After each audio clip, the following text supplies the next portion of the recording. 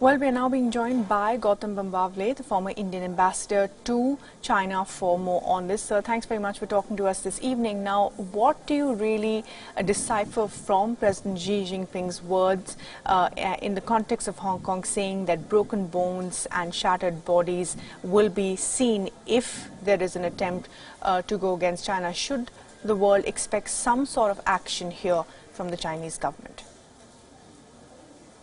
No, that's an excellent question. As you probably know, there has been unrest which has been unfolding and ongoing in Hong Kong for almost 4 months now. And this started in its initial period against a particular law on extradition which the Hong Kong government had intended to introduce and pass. That has been withdrawn, but the unrest continues in Hong Kong.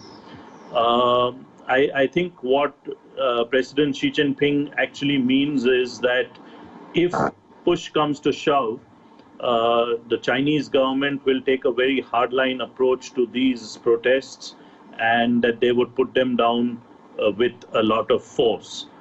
So I think that is what he means, and that is what the Chinese have done in the past. If you remember, the Tiananmen Square protests of 1989 were put down by an iron hand.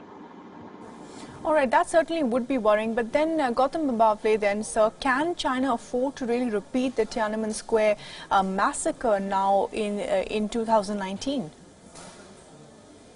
My own reaction to your question is that the reaction, if China were to do a similar kind of thing as they did in 1989, there would be a huge reaction, an even stronger reaction from the rest of the world in 2019 as compared to what happened in 1989.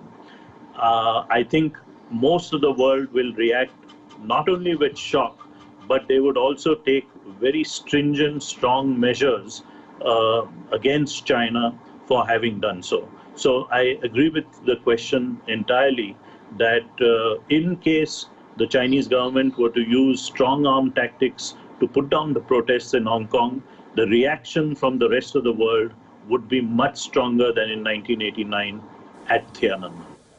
Right, absolutely. Gautam Bambawale, thanks very much indeed for joining us and sharing your thoughts on what President Xi's comments could really mean in the context of Hong Kong.